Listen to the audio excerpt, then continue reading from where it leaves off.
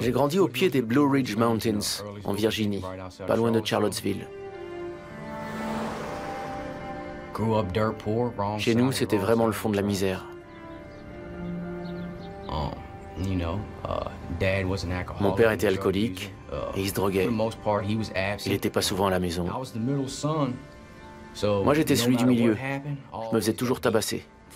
Vous savez, celui du milieu, même s'il n'a rien fait, c'est lui qui prend. On était dans une école plutôt bien. Mais comme on était de loin les plus pauvres, on se faisait embêter. Les autres se moquaient de nous, alors je me suis mis à me battre. J'ai jamais agressé personne, mais je supportais pas qu'on m'humilie. Alors ceux qui cherchaient la bagarre, ils me trouvaient. Je les prenais et je leur mettais la tête dans les toilettes. J'ai jamais su faire que ça, me battre. C'est mon père qui nous poussait. Il nous faisait scier des poutres pour nous endurcir. Il disait, si vous vous battez, vous avez intérêt à gagner. Sinon, je vous en remets une couche. Voilà.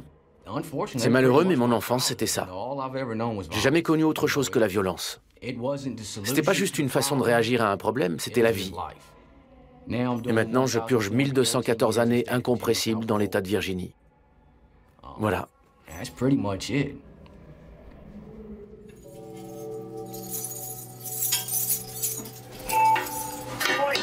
Officer Patrick, can you take a call? We'll take your handcuffs off. Let us control your hands.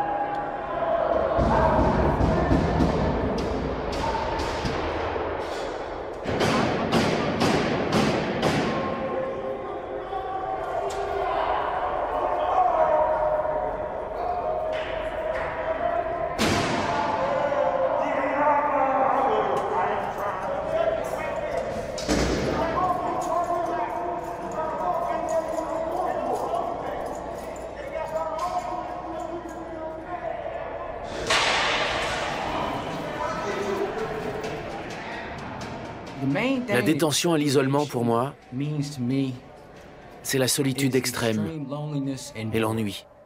La solitude, surtout. On a beau être un gros dur, on a beau se la jouer Bruce Lee toute la journée, on en bave. Ça fait atrocement mal.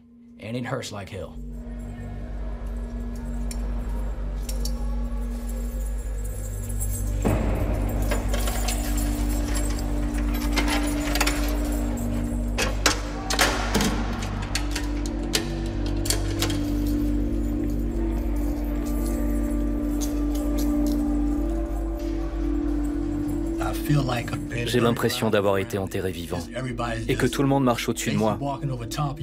Je les entends, mais ils ne m'entendent pas. Voilà ce que je ressens. Je me sens oublié. Et ça, c'est pas agréable du tout.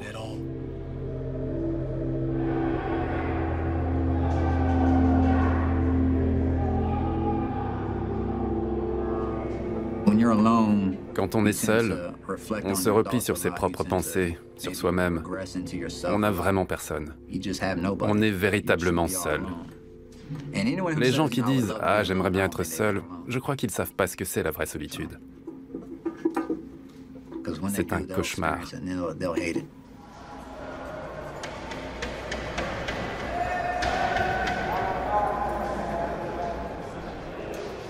Je suis à l'isolement depuis 8 ans.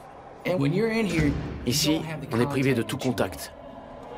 Et chaque fois qu'on quitte sa cellule, il faut mettre une tenue spéciale.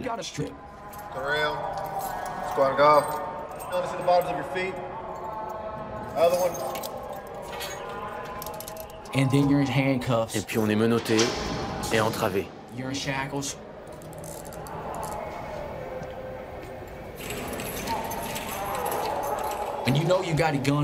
On sait qu'il y a un type armé là-haut. Il te vise pas forcément, mais il se tient prêt. Quand on va à la douche, on peut se parler à travers les portes.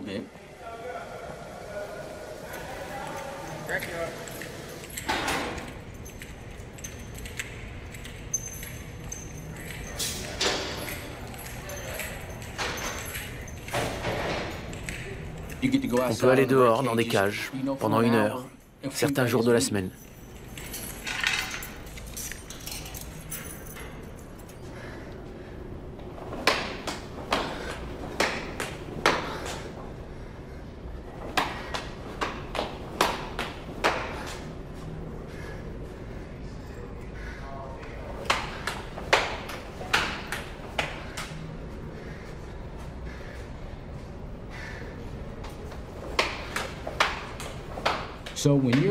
Ici, on vit au milieu de centaines d'autres types, prisonniers et gardiens. Mais en fait, on est seul.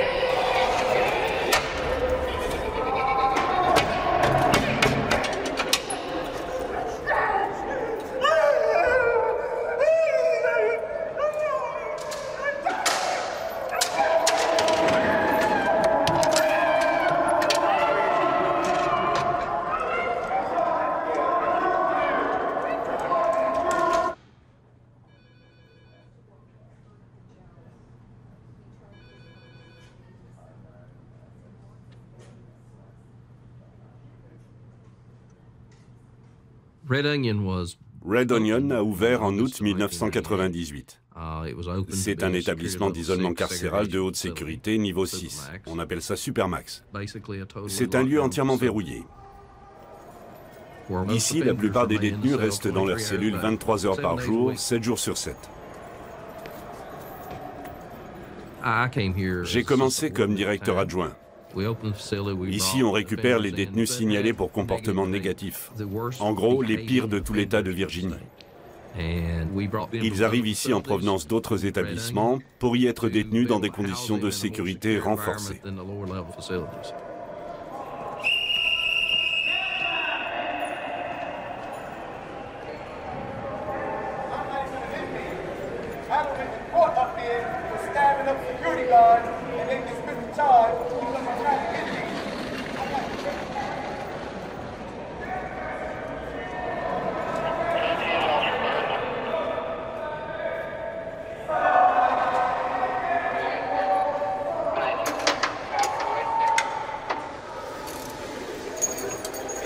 29 to warehouse family. 17. 60,100.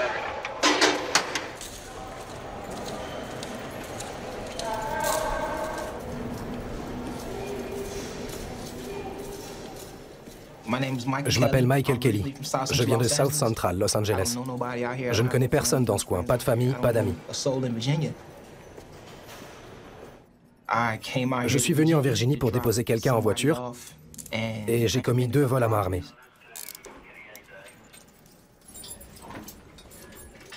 Les tribunaux de Virginie m'ont collé 38 ans pour 2 vols à main armée.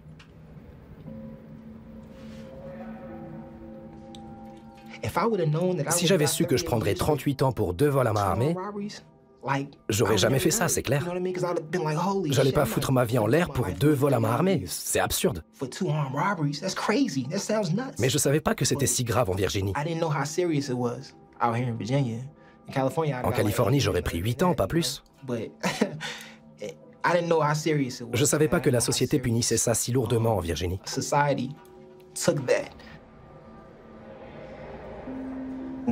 Quand j'étais petit, je voulais être gangster, comme mon père. Là d'où je viens, en Californie, c'est pas si bizarre, ça fait comme partie de notre culture.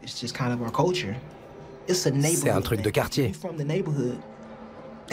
Le quartier, c'est comme une famille, c'est toute notre vie. Et les jeunes prennent tous pour modèle les plus grands. Je veux être comme lui, je veux la même voiture, les mêmes filles. Je veux avoir sa vie quand je serai grand. C'est ça mon Amérique.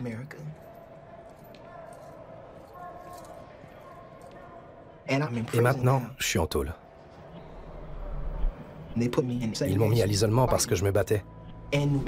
Rester 23 heures par jour dans une cellule comme ça, c'est déjà un défi en soi. Seul dans cette cellule pendant tant de temps, c'est un défi mental. Tout ce qu'on vit, ça se passe dans cette petite boîte. Il faut se trouver des choses à faire pour pas devenir fou. Tous les jours, toute la journée. Moi, par exemple, ce qui me fait du bien, c'est de faire le ménage. Quand je me lève, quand je me couche, je nettoie. Le sol, les murs, l'évier, tout. Tout est nickel chrome. C'est un peu comme un TOC. Je dois être un peu dingue.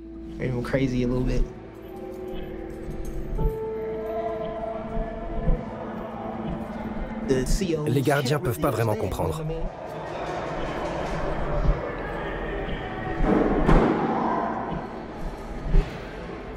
Eux, ils passent juste la moitié de leur temps ici. Après, ils s'en vont, ils repartent dans la vraie vie. Notre vie, elle est ici.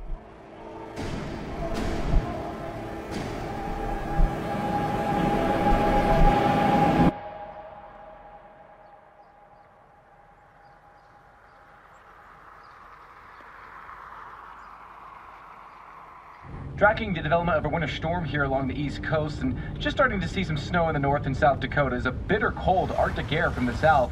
That ends the warmer air to the southeast, and then we get that storm developing. So it's just initially starting to develop now. Temperatures are dropping.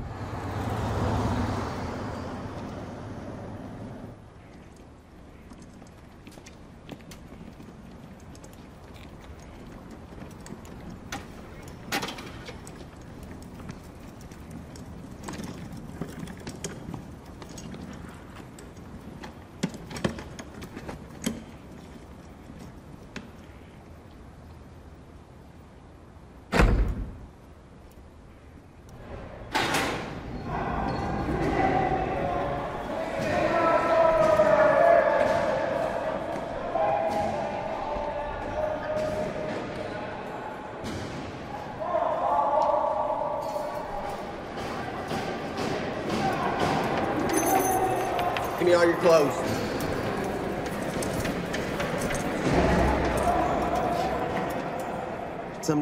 Il y a des jours où c'est tranquille et d'autres où le niveau de stress est au maximum. C'est comme si on était en prison, nous aussi, parce qu'on est obligé de revenir et de remettre ça le lendemain. Mais on essaie de rester positif. Pour que tout soit sous contrôle, il faut vraiment être très ferme.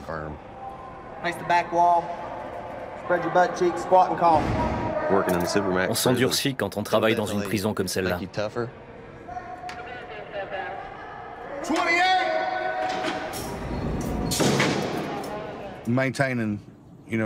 C'est déjà un exploit de garder son calme avec certains de ces types.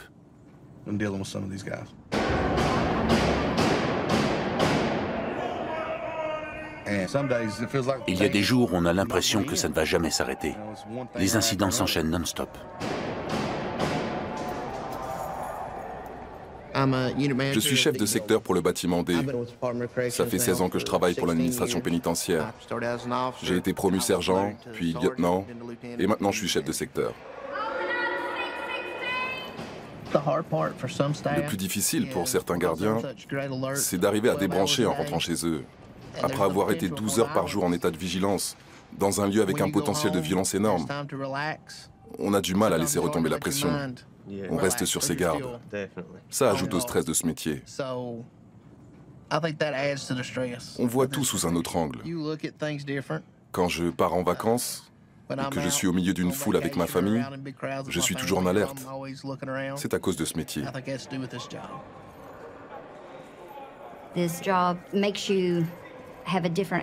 Le travail est très dur ici. On devient moins confiant, parce qu'on sait qu'on peut se faire agresser et cracher dessus. On est tout le temps en contact physique avec eux, qu'ils aillent à la promenade ou à la douche. Ça peut déraper à tout moment. C'est dur de travailler dans un lieu où 800 personnes vous détestent à mort à cause de la couleur de votre uniforme.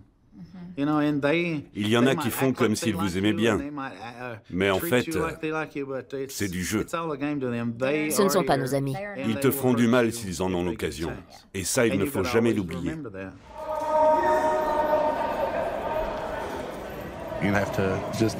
Il faut accepter cette prison pour ce qu'elle est. Et ça prend du temps de s'y adapter pour pouvoir se dire, en fin de compte, c'est juste un boulot après tout. Je ne vis pas ici.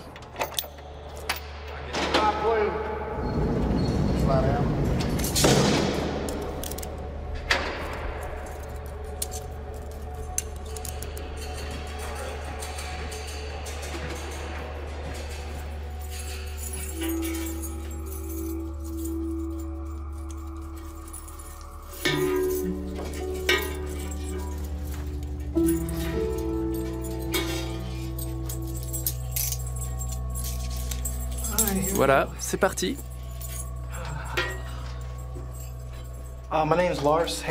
Je m'appelle Lars Hansen. J'ai pris perpète. Et la prison à perpétuité, en Virginie, c'est incompressible. Quand on y est, on y reste. Ceux qui ont une date de sortie prévue, ils ne voient pas les choses de la même façon que les gens comme moi, qui ont pris perpète. La prison à vie, c'est jusqu'au bout. C'est déprimant. C'est triste. Parfois, ça t'écrase. Alors, quand on doit vivre avec ça, année après année, ça finit par taper sur le système.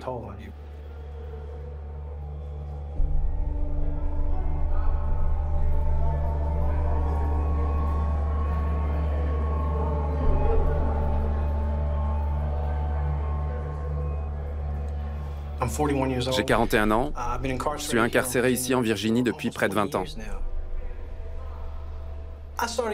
J'ai commencé à faire des bêtises, rien de grave, à l'âge de 13 ans. Pourtant, j'ai de bons parents qui m'aiment et qui ne m'ont jamais battu, qui m'ont appris à respecter les autres. J'ai un frère qui vit au Texas. On est pareil, à part que moi, j'ai fait les mauvais choix et pas lui. Il s'en sort vraiment bien. Quand j'avais 17 ans, j'ai tiré sur un type et j'ai fait 5 ans et demi de prison à Hagerstown. Je pense que ça m'a fichu en l'air parce que c'était très violent là-bas. C'est ce que j'ai dit au juge d'application des peines et ils m'ont mis en liberté conditionnelle. Je suis rentré chez mes parents à 22 ans et j'y suis resté 6 mois. Mais dans ma tête, j'étais pas sorti de prison. En prison, tu te laisses pas faire quand on te manque de respect ou quand on essaie de t'arnaquer.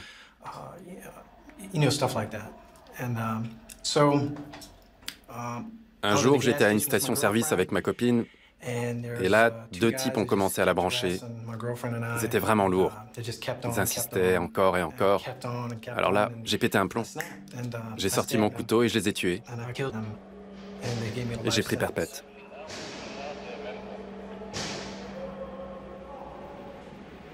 Je suis ici pour tentative d'évasion.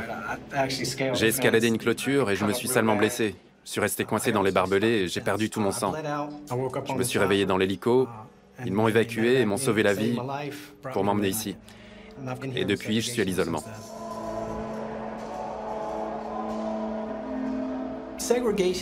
L'isolement, c'est pas évident pour les détenus, parce que si on fait pas attention, on finit par s'adapter et devenir asocial. Il y en a même qui perdent la boule.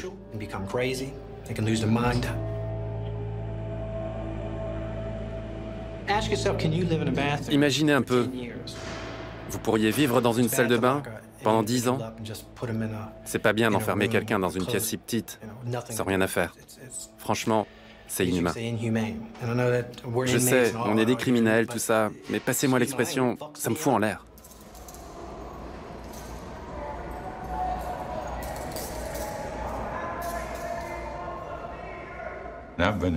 Je suis à l'isolement depuis 17 ans,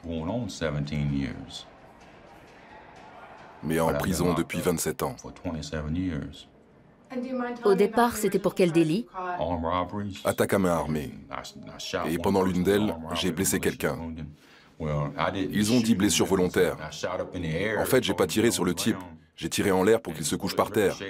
La balle a ricoché sur la poutre métallique du plafond, puis sur le mur en briques, et le caissier l'a prise dans le pied. J'ai pris 30 ans pour ça.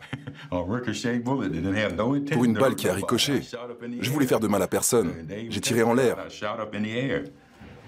Ça a même été dit par les témoins. Mais le juge a dit qu'il y avait intention de blesser. Et pourquoi on vous a placé si longtemps à l'isolement? J'ai tailladé le gardien au visage et au cou. C'était le 26 décembre 1996.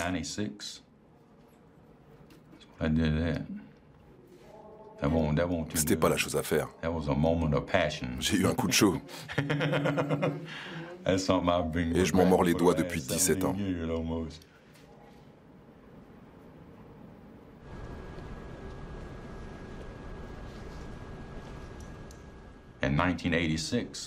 En 1986, après mon procès, j'avais un papier qui disait qu'au bout de 10 ans, je pourrais faire une demande de liberté conditionnelle. Et puis en 1995, ils sortent une nouvelle loi qui dit « Fini la liberté conditionnelle ». Après, plus rien n'était pareil. Alors j'ai pété un plomb. En 1995, ils me suppriment la liberté conditionnelle. 1996, j'agresse le gardien. Et depuis, je suis ici.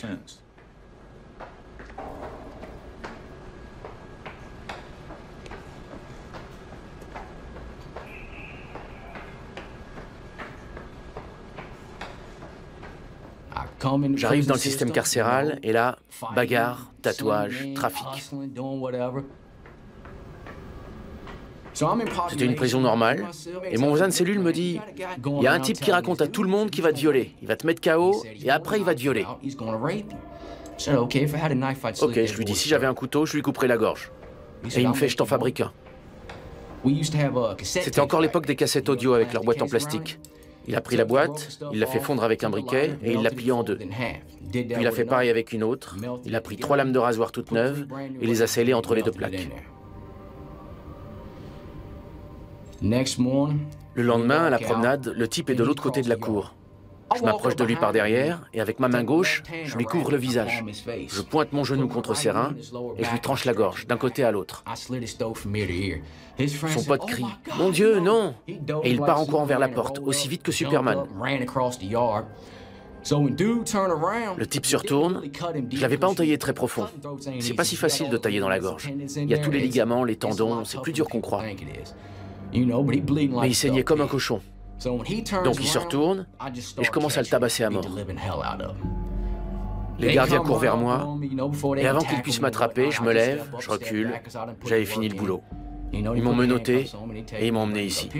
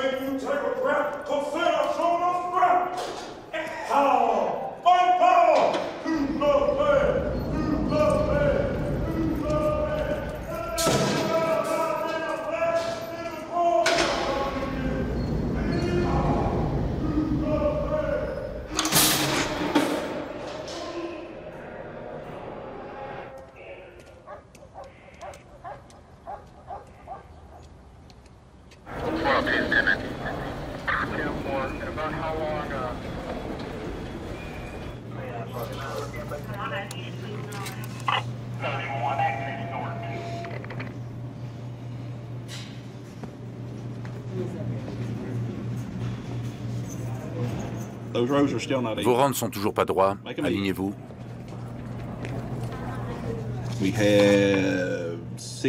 On a 6 détenus en état de trouble psychiatrique.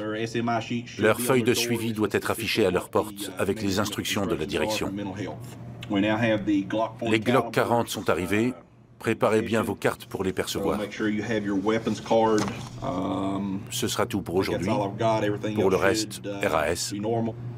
Une bonne et tranquille journée à vous. Merci.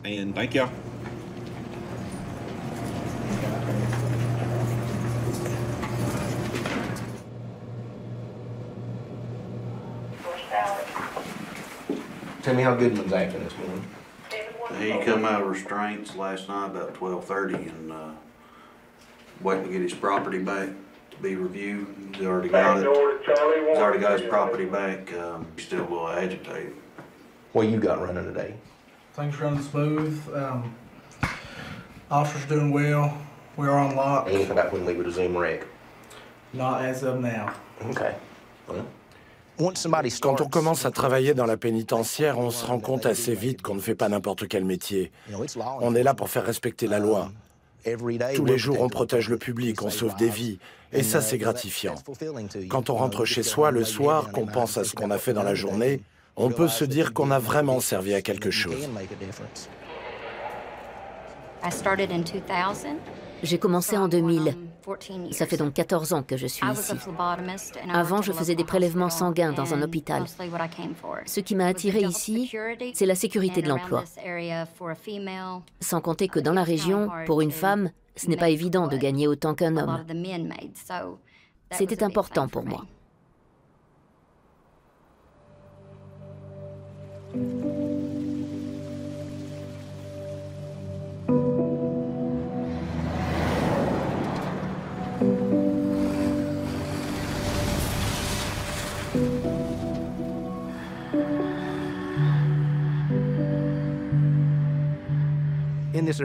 Dans la région, il y a beaucoup de mines de charbon. Pendant des années, ça faisait travailler plein de monde. Il y a des scieries aussi. Mais ce ne sont pas des emplois qualifiés. Quand la prison de Red Onion a ouvert, ça a créé pas mal d'emplois, alors qu'en même temps, les mines fermaient et le chômage augmentait. Au départ, on employait beaucoup de gens des mines. Presque toute ma famille a travaillé à la mine. Sauf moi. Avant de venir ici, j'étais dans le bâtiment. Mais vous savez, avant, toute la région vivait du charbon. Et maintenant que tout ferme, c'est de plus en plus difficile de vivre ici. Les gens ont du mal à s'en sortir.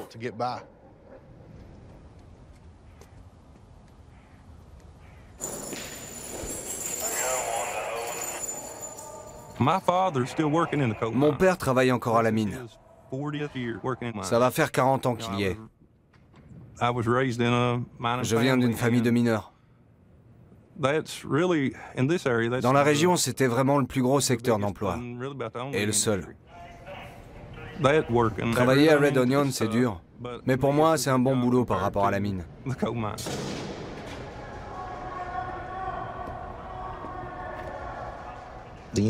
Tous les jours, les chefs de secteur font leur tournée pour voir où en sont les détenus de leur bâtiment. C'est important de les connaître.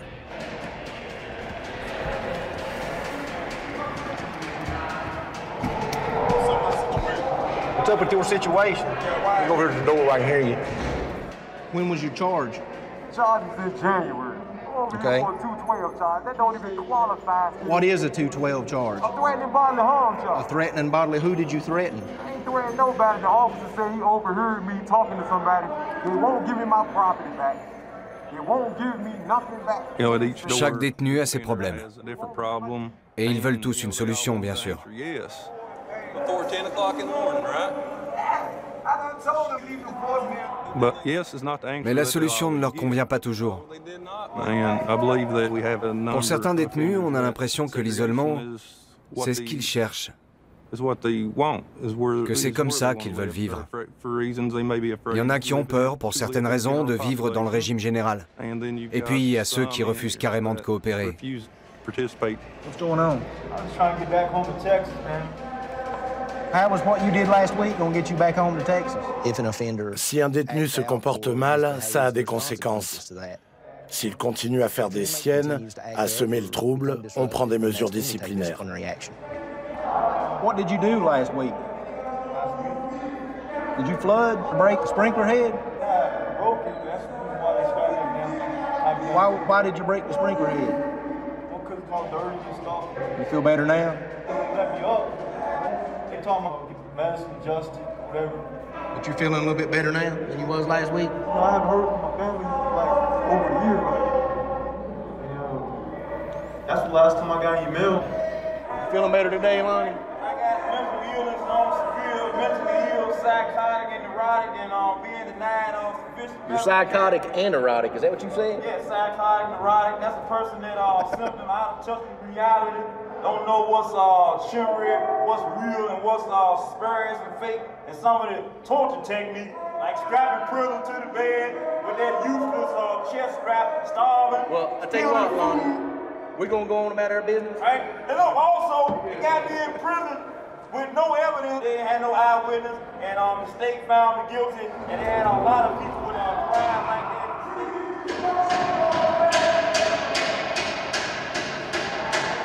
À Red Onion, tous les détenus démarrent au niveau 0.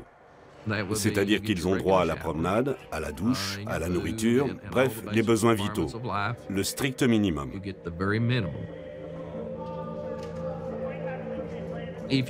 Si vous vous comportez bien, que vous vous montrez coopératif, vous passez en niveau 1. Là, vous avez droit à un objet électronique et même à quelques dollars de plus de cantine. Si le détenu continue à coopérer, il peut passer en niveau 2, où il obtiendra des privilèges supplémentaires, un peu plus de produits de cantine et bien sûr une télévision. J'adore la télé parce que c'est mon seul contact avec la vie, avec le monde extérieur. J'ai fait 13 mois sans, et maintenant, je l'aime, ma télé. J'ai vu une émission l'autre jour sur Discovery, un type qui construit des maisons dans les arbres. De vrais palaces miniatures, dans les arbres, et aussi des vaisseaux spatiaux, ce genre de trucs. Moi, j'aurais adoré faire une école d'art. Quand je me lève, je regarde les émissions du matin. Les infos régionales, la série Marié 2 enfants. C'est par ça que je commence. Des fois aussi, je regarde un film, mais ça me rappelle des souvenirs, des choses que je faisais avant et qui me manquent. Ça me déprime. Alors j'éteins la télé ou je zappe sur une autre chaîne. Vous connaissez l'émission de Bear Grylls? Ce type qui part dans la nature avec juste un couteau et les vêtements qu'il a sur le dos, et qui se débrouille ensuite avec ce qu'il trouve sur place. J'adore. C'est toute mon enfance. Quand je rentrais de l'école, je regardais pas la télé. J'allais dans les bois, je grimpais aux arbres, je dévalais les pentes, j'escaladais les rochers. J'adore ça, ça me manque. Ici, on a des vitres dépolies, on voit même pas à l'extérieur. Pas d'arbres, rien.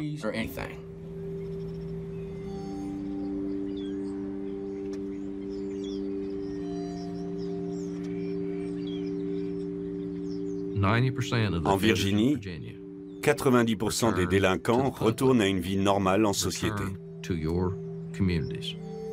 Autrefois, les détenus qui avaient vécu à l'isolement pendant longtemps passaient directement chez le conseiller d'insertion et de probation. On leur enlevait leurs entraves et on les renvoyait dans la société en espérant qu'ils se réadaptent. Notre but maintenant, c'est de pouvoir leur retirer leurs entraves ici. On prend ce risque à l'intérieur de la prison pour éviter les problèmes à l'extérieur. Et pour sortir de l'isolement, ils doivent participer à notre programme de réadaptation. Cette semaine, on va parler des outils pour nous aider à gérer la colère. Alors, je vais vous demander comment, tout au long de votre vie, vous avez appris à exprimer votre colère. Ce sera le module 3.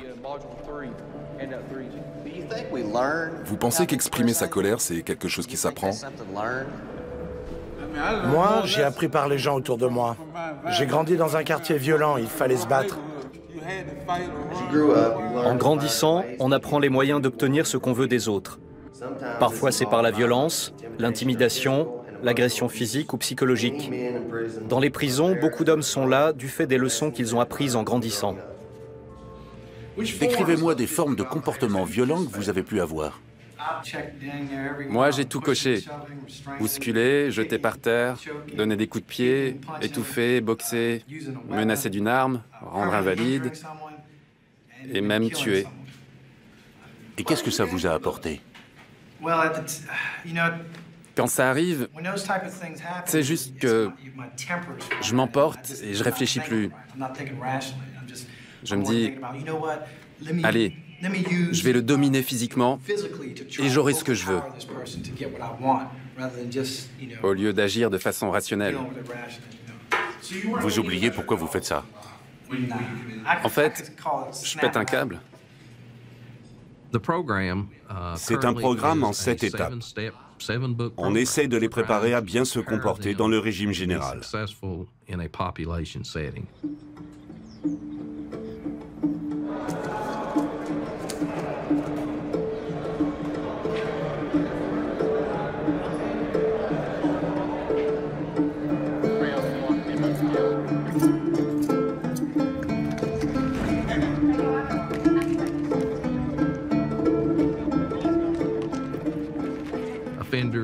Les détenus qui ont passé toutes les étapes pourront réintégrer le régime pénitentiaire général. Ils ne sont plus entravés, ils peuvent faire du sport en plein air, et on les laisse circuler et aller à la cantine.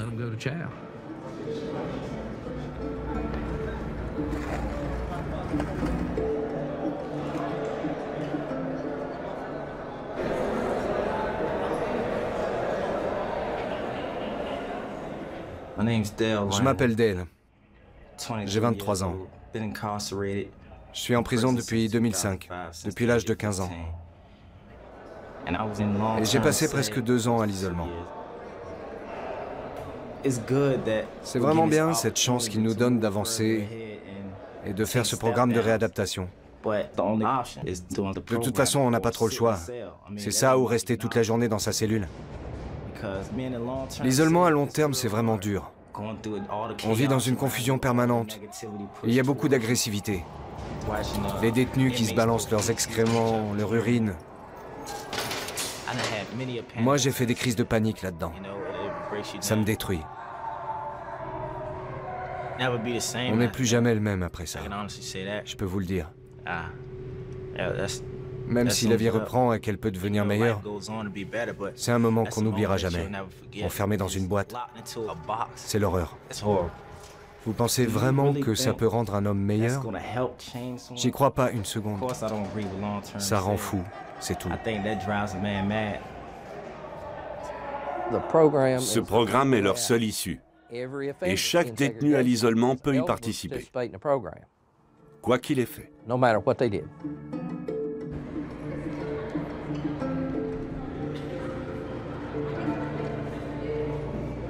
Bonjour à tous et au personnel. Je suis content de voir toutes mes équipes réunies aux côtés des détenus pour cette remise des certificats de réadaptation.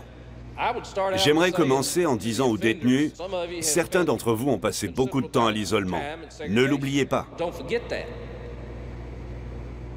N'oubliez jamais que vous étiez tombé très très bas.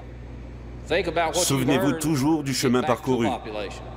N'oubliez jamais d'où vous venez et les progrès accomplis.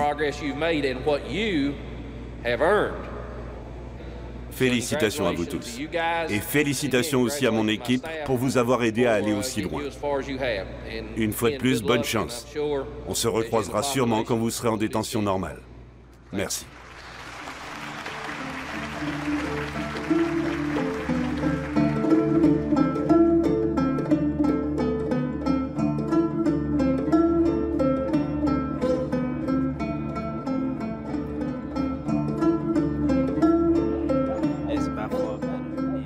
C'est beaucoup mieux d'être dans le régime général.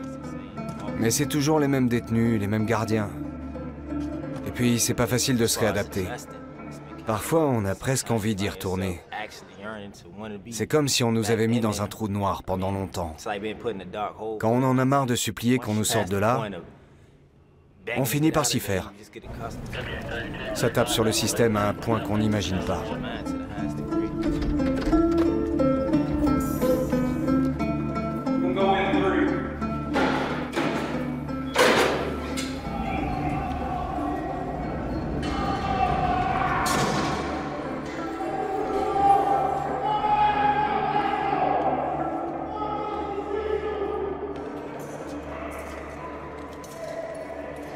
So with the release. The release? Yeah, I can't get released. And I got the anger management right here, man.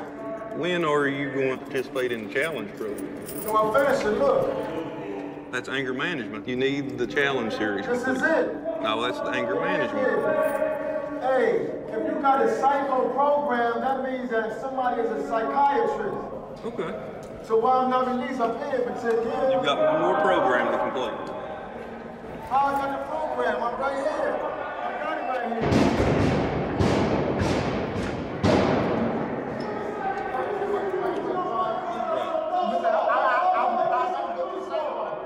Yeah, you got it. Once you complete the challenge program, then after you complete it, you'll go to D-Bill. I've been here 7 years. I'm in segregation because they gave me 9 charges to keep me back here. They refused to allow me to progress in the step down. The program. Kelly. It's been 7 years since I've had a fight with anybody. 7 years. I think I've been doing pretty damn good. I'll get up with you on that. We'll talk about it. All right.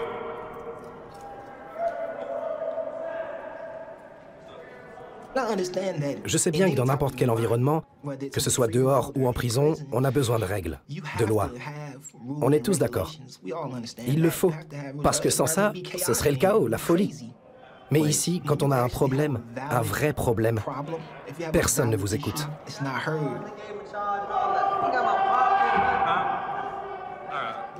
C'est comme si on n'avait pas de voix. Être un homme sans voix, ça peut faire très mal.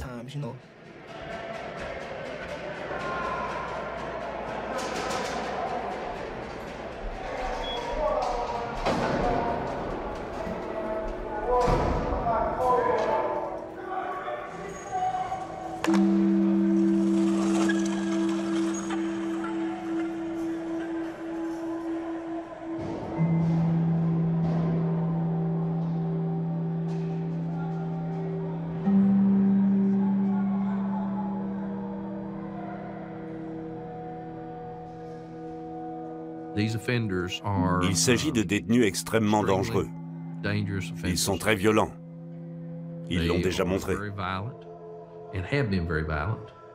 Ce sont des personnes à haut risque. Mais grâce à ce programme, ils ont un emploi. Ils emballent des objets en plastique.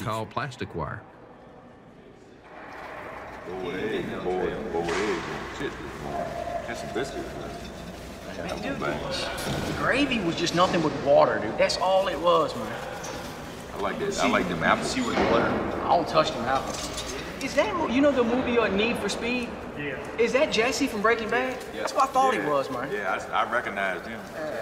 What's that one with Lucy Liu? Oh, that's Elementary. But they got this new show coming on ABC, I believe, Endgame or something, dude. It looked really cool. Mind Games. Mind Games, that's it. It looked kind of cool. Christian Slater in it. Oh, never mind. That'll be canceled before the end of the season. Ici, au moins, on peut discuter des choses qu'on a vues à la télé. C'est sympa. Mais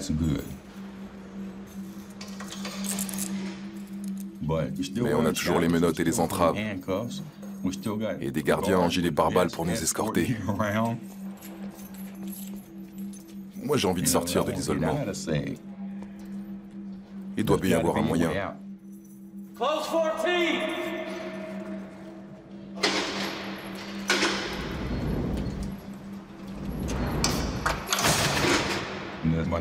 Cette monotonie, refaire toujours les mêmes gestes, sans cesse, ça rend fou.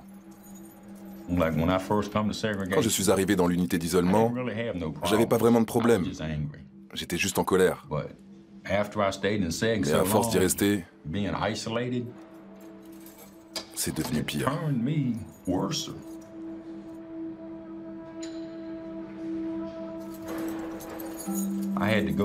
J'ai dû aller chez le psychiatre, prendre des médicaments. Quand je prends pas mes médocs, je me taillade le corps. J'ai des entailles partout. Voilà ce que ça me fait, l'isolement.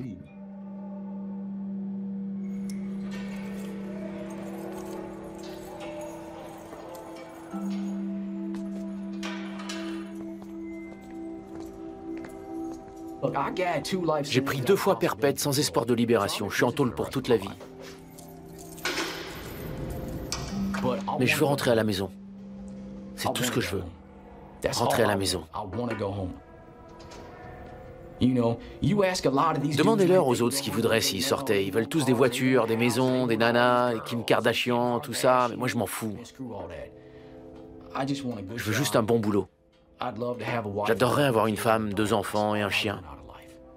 Voilà ce que j'attends de la vie, rien de plus. J'ai déconné. Je reproche rien à mes parents, j'accepte la responsabilité de ce que j'ai fait. Et si je dois passer le restant de mes jours en prison, ok, j'assume, j'ai pas le choix. C'est ça où je me tue, et je suis beaucoup trop lâche pour me tuer.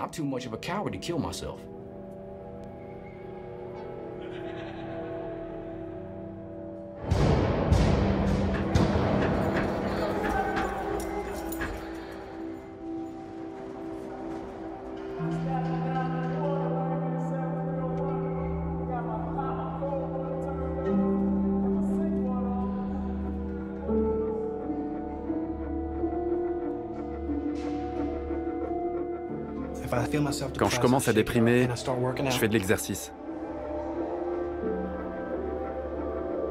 Je m'entraîne au moins 4 heures par jour.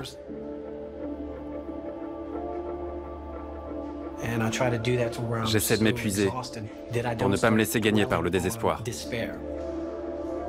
Il faut l'intérioriser, le repousser à l'intérieur. Et après, on est mieux dans sa tête.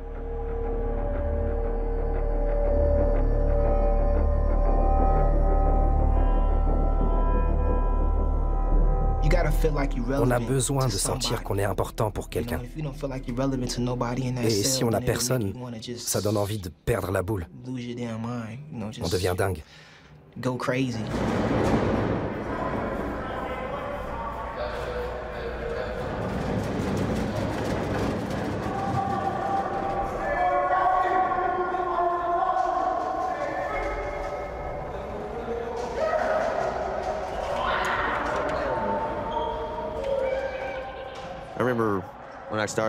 Quand j'ai commencé, je crois que je ne savais pas trop dans quoi je m'étais fourré. Un jour, j'avais 20 ans. Je faisais ma tournée, je regarde dans une cellule, la 10. Il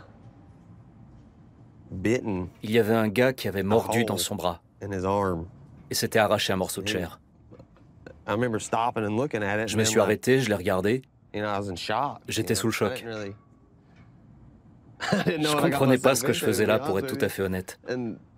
Ma première réaction, je suis devenu blanc comme un linge tellement j'avais peur. Il m'a regardé et il m'a fait. Il y avait du sang partout. On a dû appeler un médecin. C'était pas rien comme première expérience. Un vrai bizutage.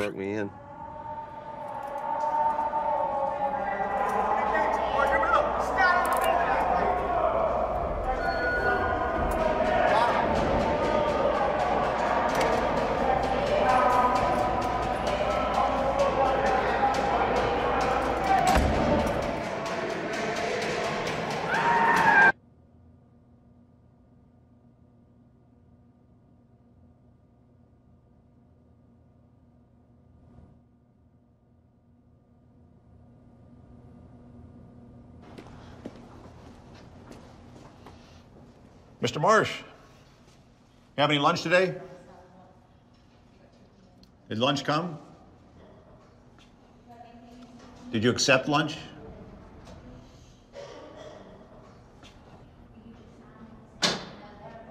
Like to talk to me, Mr. Marsh? Yeah, as you know, as I mentioned to you yesterday, we're getting ready to send you over to Marion. How do you feel about going to Marion? Can't say. All right, we're going to send you off, and then we'll look for you to come back all healthy again. Okay?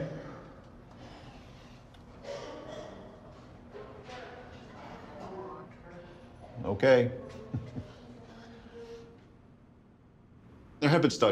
Des études ont montré que l'isolement pouvait avoir des effets néfastes sur la santé mentale. Je n'ai pas passé assez de temps dans ce système pour le constater par moi-même. Mais on a quelques exemples de détenus chez qui on n'a jamais signalé de problème de maladie mentale et qui commencent à manifester des symptômes. Et on ne peut expliquer ces symptômes que par le fait qu'ils sont placés dans cet environnement depuis si longtemps.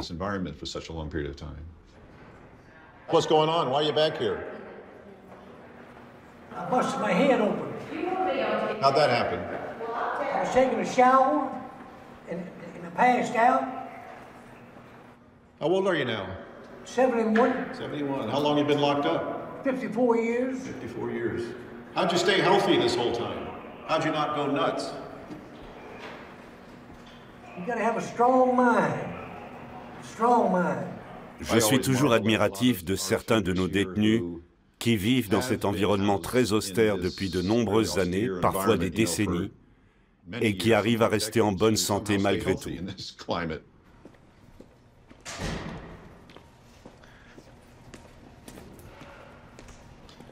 Can you tell us why you're back here? It says severe suicide thoughts. Severe suicidal thoughts. And we put you back here on precautions to kind of keep an eye on you, prevent you from harming yourself. Yeah. When you're back in the building, what are your concerns about being housed? Where I'm housed, that's segregation. It seems like I'm forgotten about. Yeah. I think we need, more hands-on, treatment. You know what I'm saying? Yes. Give me things to do. Other than being in the cell 23 hours. Yeah, I hear you. It's a challenge for us here. It's a challenge for us. My opinion is just they just don't care. Yeah, we don't care. Well, I can understand why you might have that impression. Hey, for real, doctor, I need your support. I need your support. Don't throw me back into where I left.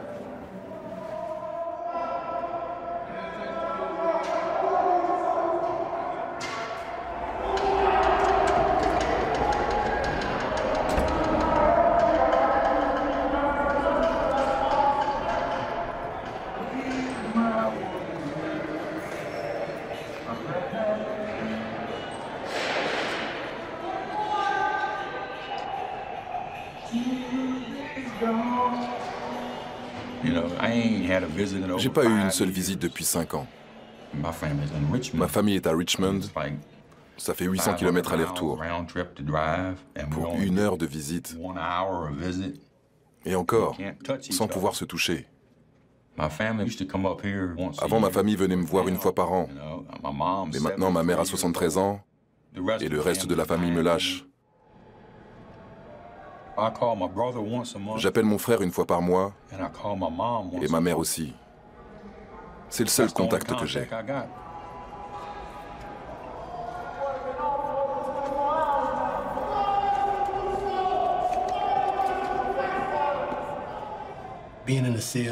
Quand on est enfermé dans une cellule, sans pouvoir parler aux autres, on est dans son monde à soi.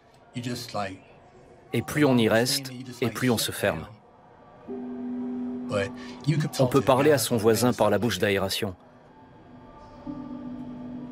Mais il faut encore que ce soit quelqu'un qui a envie de parler. J'ai de la chance. Je suis mieux placé maintenant.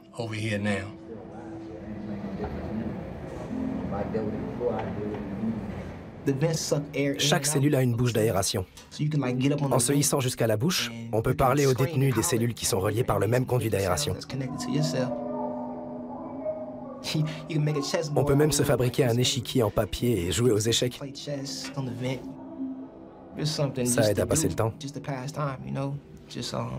On peut se prendre pour Bobby Fischer comme ça.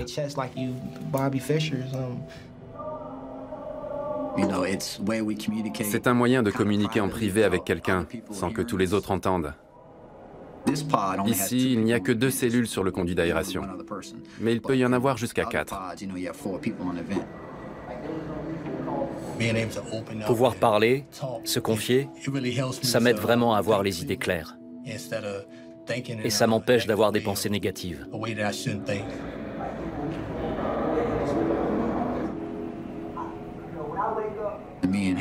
Mon voisin Lars Henson et moi, on sait beaucoup de choses l'un sur l'autre. Il entend tout de suite à ma voix quand quelque chose ne va pas. Il m'appelle, il me demande comment ça va, et il comprend vite si j'ai envie de parler ou pas. Il me connaît bien. Au son de ma voix, il sait si je suis de bonne humeur. C'est notre téléphone.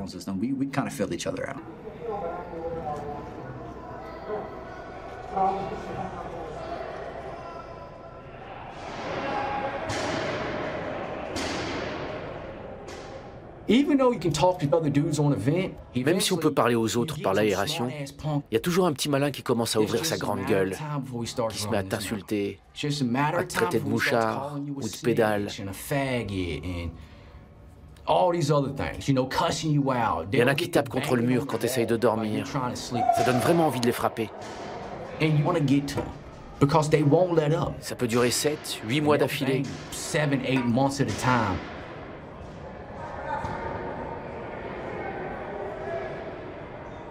Et puis la lumière est toujours allumée. Il n'y a pas d'interrupteur. On est coincé dans cette cellule. Ça rend dingue.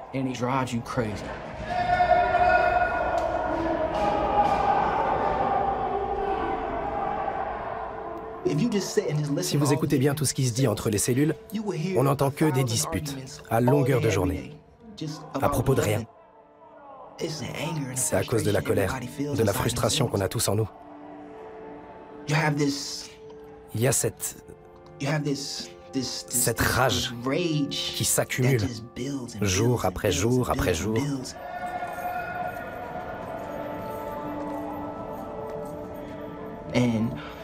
Le moindre petit truc peut rendre dingue. Par exemple, le courrier. C'est l'événement de la journée. Quand tu vois le gardien passer devant ta porte sans s'arrêter, ça peut te bousiller ta journée. L'autre truc, c'est le pain. On est censé avoir 2 morceaux de pain. S'il en manque un, ça me met hors de moi. Hier, le courrier n'est pas passé, pour une raison ou pour une autre. J'ai tourné en rond dans ma cellule pendant des heures et des heures et des heures. J'étais incapable de passer à autre chose. Je demande pas à l'administration de comprendre ce qu'on endure derrière ces portes. Il n'y a pas de règles pour eux. Ou plutôt, c'est eux qui font les règles. Ils ne viennent pas te dire pourquoi il n'y aura pas de courrier, ils disent juste « il n'y aura pas de courrier ». Mais moi, si je dis « il n'y a pas de sel sur mon plateau, je veux mon sel », eh ben, vous comprenez, c'est comme deux réalités totalement différentes. Le lundi, si j'attends le courrier et que personne ne vient me le donner, sans rien me dire, sans m'expliquer pourquoi, quand on ne nous donne pas ce à quoi on a droit, et qu'on la ramène, ou qu'on pique une crise parce qu'on ne nous a pas donné ce qui nous revient, alors là, ils disent qu'on représente un danger pour la sécurité.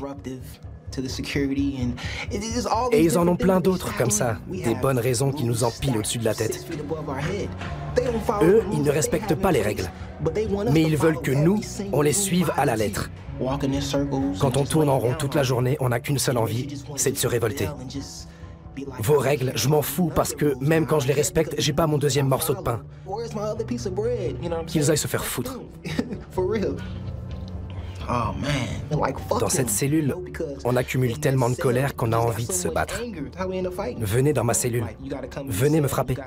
Venez, je veux me battre.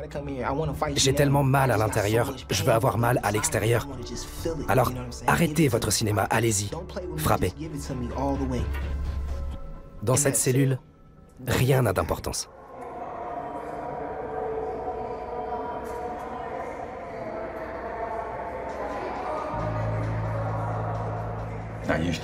Avant, je piquais des crises. Je balançais mes excréments sur les gardiens, sur les autres détenus, pour qu'ils fassent venir l'équipe d'extraction, qu'ils entrent dans ma cellule et qu'on se batte enfin, pour me faire gazer, frapper, ligoter avec 5 points de contention. J'ai vu beaucoup de collègues se faire vraiment amocher en entrant dans les cellules. Genoux éclatés, chevilles, coudes, bras. Les détenus peuvent être très dangereux.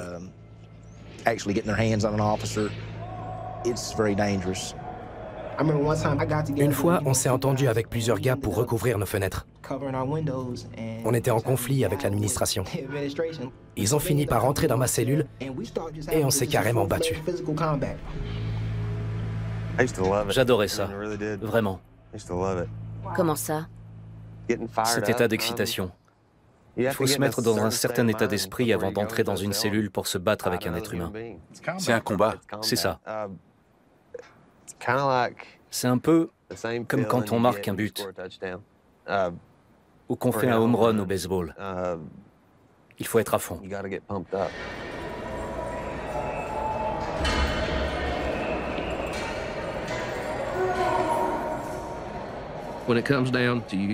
S'il faut faire usage de la force pour faire respecter le règlement, nous sommes prêts à le faire.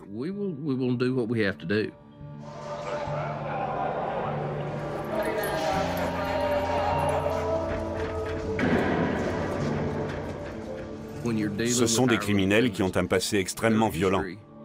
Il faut en tenir compte. Mon travail à moi, c'est de garantir la sécurité publique et protéger mes équipes qui sont là pour protéger les détenus.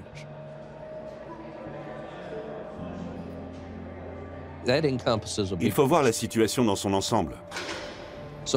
Quelle est la meilleure solution? Qu'est-ce qui garantit la sécurité de tous?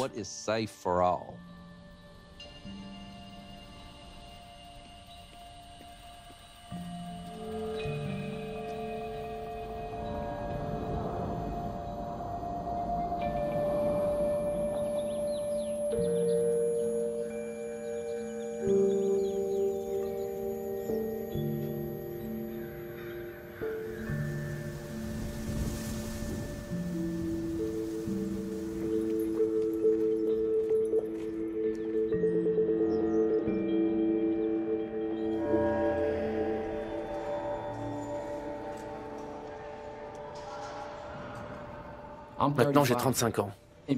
En gros, je fais de la prison depuis l'âge de 11 ans. Depuis, j'ai pas passé plus d'1 an et demi en liberté.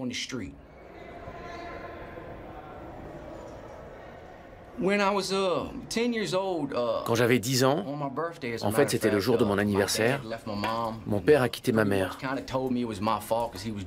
Il m'a dit que c'était de ma faute. Il était saoul et il nous a collé tous ses échecs sur le dos. On passait de chez mon père et sa nouvelle copine à chez ma mère et son nouveau copain. Et aucun des deux ne voulait de nous. Ils ont fini par nous placer. Là-bas, il y avait un jeune de 17 ans qui a commencé à embêter mon frère.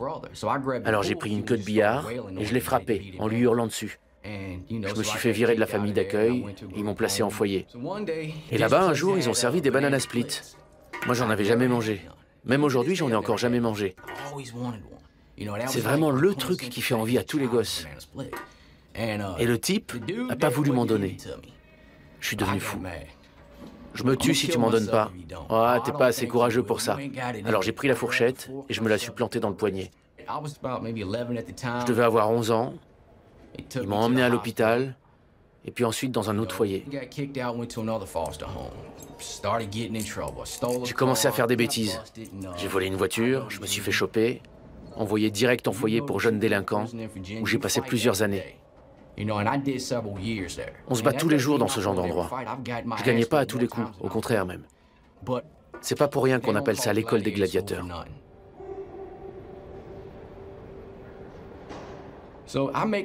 J'ai fini par sortir et je suis allé habiter avec ma grand-mère. J'ai essayé de faire l'armée, mais je devais au moins avoir 6 mois de liberté conditionnelle avant de pouvoir m'enrôler.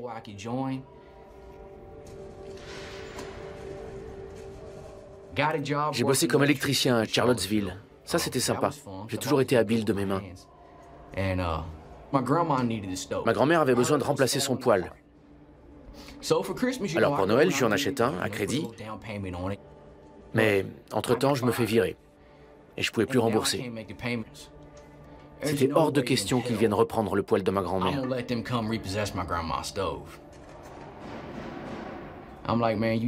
C'était la galère, j'avais plus de travail. Mais il y avait encore un truc que je savais bien faire. Je cambriole une maison, je vole 2 pistolets, une Subaru Legacy Break toute neuve et 2 ou 3 autres bricoles. J'ai une arme, des munitions. Je file sur l'autoroute à 180 à l'heure. Je kiffe total. J'ai 19 ans.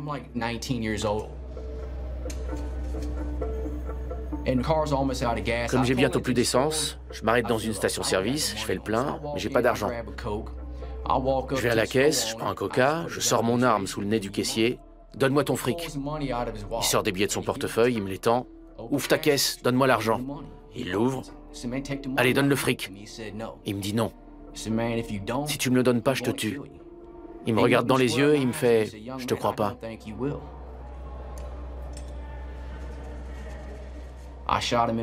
Je lui ai tiré en pleine poitrine. Il est tombé derrière le comptoir. Je me suis penché pour lui mettre 2 balles dans le dos. Je suis passé derrière le comptoir et je lui ai tiré encore 6 coups dans la nuque. J'ai pris l'argent et je suis parti.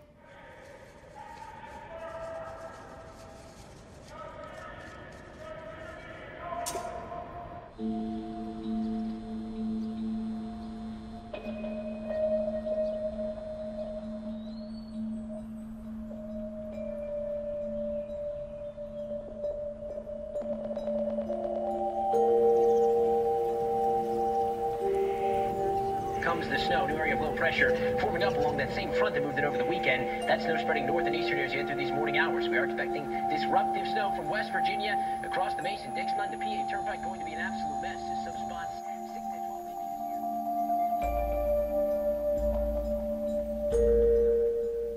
6 to 12 inches. Good morning. How y'all this morning? Treatment officer, you got your total officer, you got your work crew officer, just so you'll know what you got. I appreciate everybody showing up. Mr. Waller, we've got to keep our On doit tenir nos engagements, faire notre boulot. Même quand on n'est pas en forme, s'il y a des choses à faire, il faut les faire. Tout ce qui est prévu dans cet établissement doit être fait. Si on dit qu'on va le faire, il faut le faire. On attend d'eux qu'ils fassent ce qu'il faut. À nous aussi de faire ce qu'on doit faire. Je suis content de vous. Vous faites le métier le plus dur de tout l'État de Virginie. N'oubliez jamais ça. Aussi, n'oubliez jamais que vous travaillez dans une prison. Soyez vigilants. C'est un environnement particulier. Ces gars sont des criminels. Alors faites attention. Si vous avez besoin de quoi que ce soit, n'hésitez pas.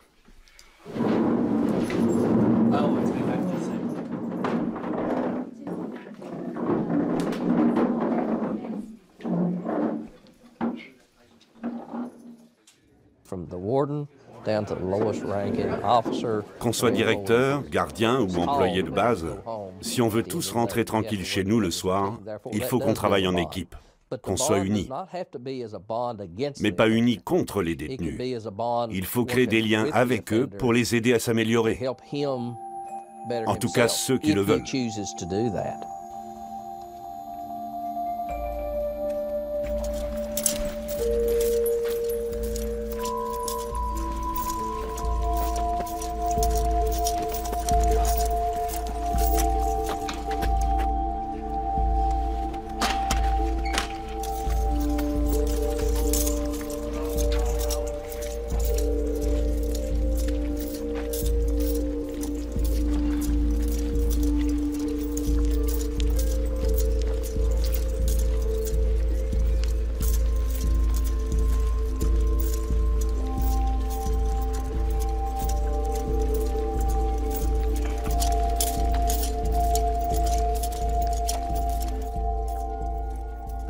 Tu fais quoi quand on t'attaque? Tu fais ce que t'as à faire? Il n'est plus question de règlement.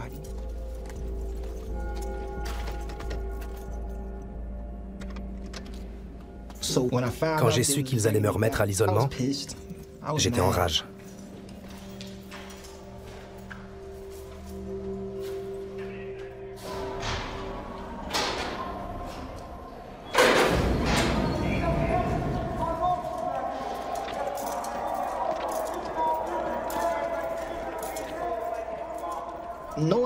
Sachant que j'allais retourner à l'isolement à long terme, il a fallu que je mette mes idées en ordre. Parce qu'ici, on sait quand on rentre, mais on ne sait pas quand on sort pour retourner en détention normale.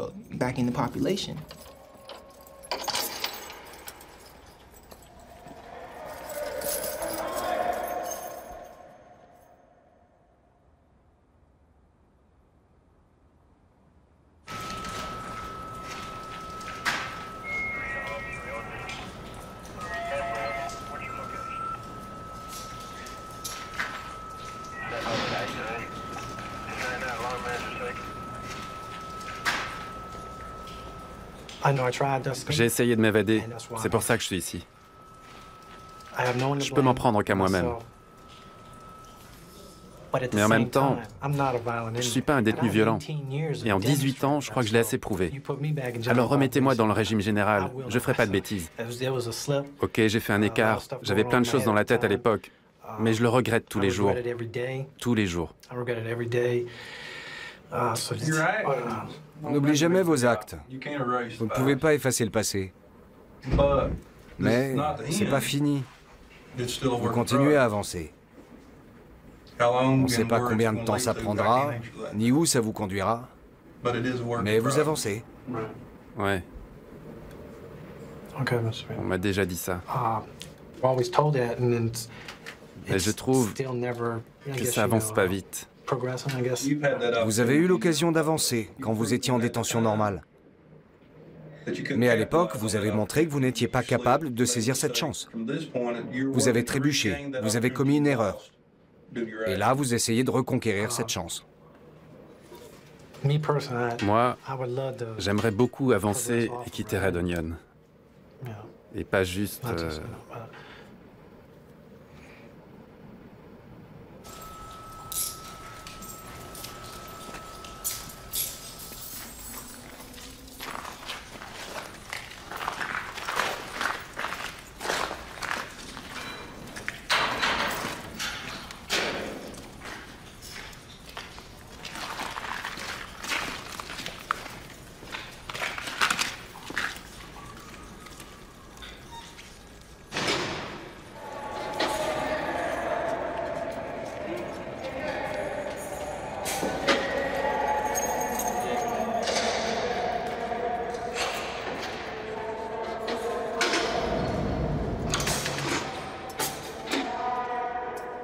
La porte se referme et il se retrouve dans cet endroit confiné.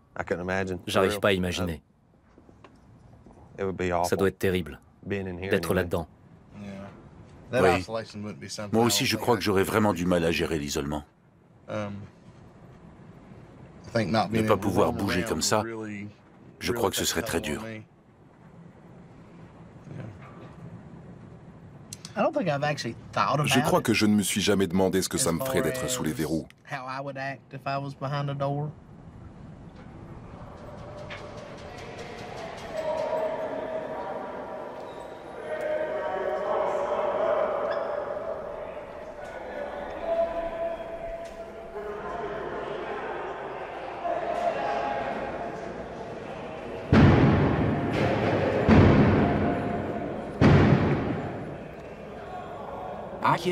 J'ai tué un homme. Est-ce que j'aurais dû perdre la vie pour ça? Je lui ai pris sa vie. Je l'ai enlevé à sa femme, à ses enfants, à ses petits-enfants, à son travail. Qui sait ce qui est arrivé à sa famille une fois qu'il a perdu son magasin, son gagne-pain? Mon geste a eu un tas de conséquences. J'ai pris la vie de cet homme. Est-ce que je suis assez puni? À mon avis, non. Loin de là. Mais 7 ans, 8 ans d'isolement, ça marche pas. Ça me met encore plus en colère. Je suis encore plus frustré.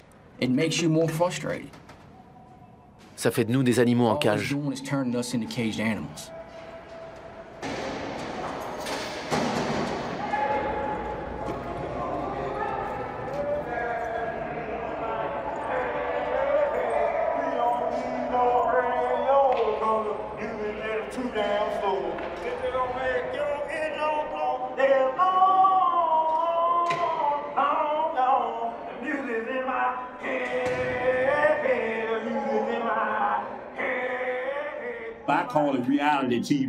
Moi, je me fais ma propre télé-réalité, mon show à moi. Je fais le chien de chasse.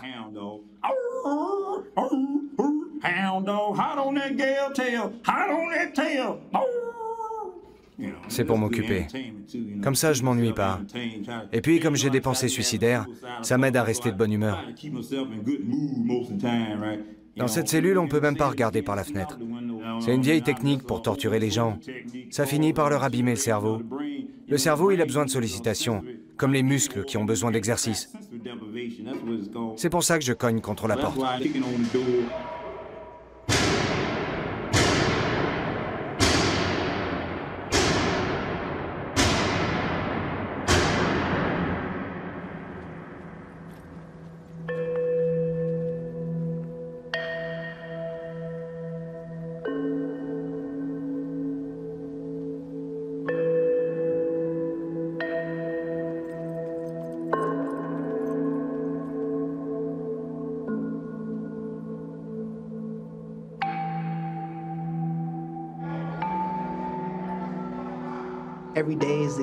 Chaque jour se répète. Toujours exactement le même.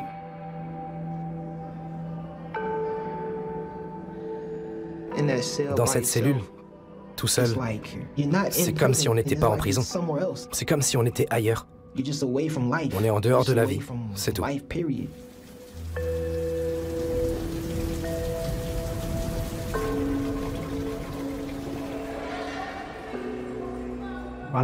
Je ne sais pas si c'est l'espoir qui m'aide à tenir. Je crois que c'est juste ma force intérieure. Soit je trouve la force intérieure, soit je me tue. J'ai pas d'autre choix, donc comme je me suis pas encore tué, j'essaie de tenir.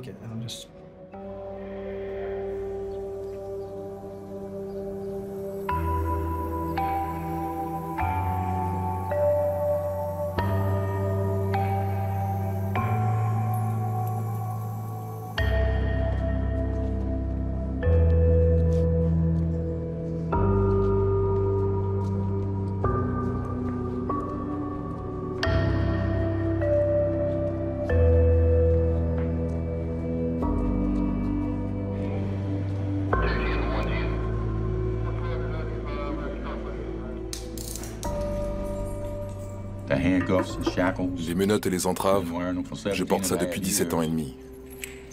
Ça fait long. J'ai passé plus de temps à l'isolement que d'autres gars qui sont en prison normale pour meurtre, alors que moi j'ai tué personne.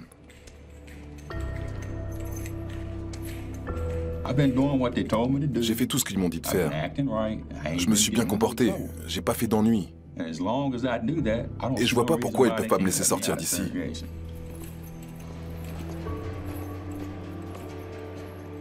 Je vais mourir en prison, alors que ce que j'ai fait ne mérite pas la peine de mort. Le juge ne m'a pas condamné à mort. De quel droit ils le font, eux?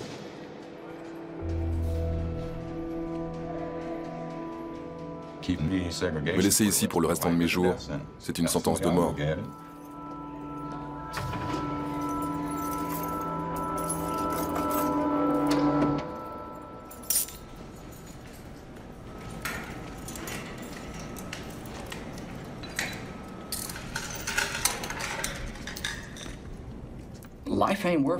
La vie, ça vaut rien sans espoir. Alors à quoi ça sert de vivre, si c'est juste pour durer? Je préférerais mourir.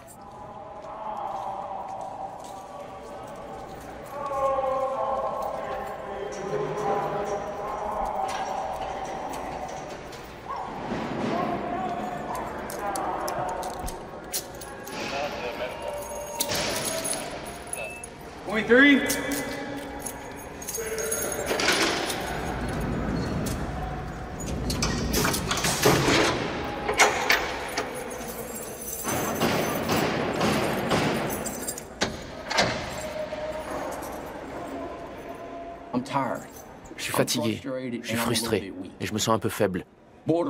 La dépression, en somme. C'est humain, on conçoit. Et comment vous gérez ça? Par l'imagination.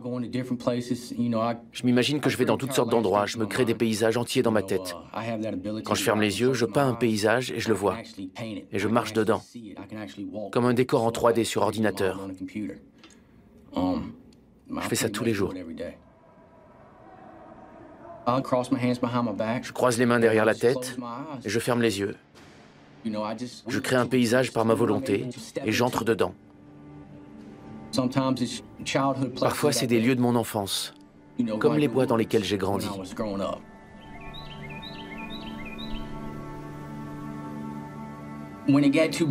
Quand ça chauffait trop à la maison, je m'échappais dans les bois. Là-bas, j'étais bien. J'étais en sécurité. J'avais plus peur de me faire tabasser.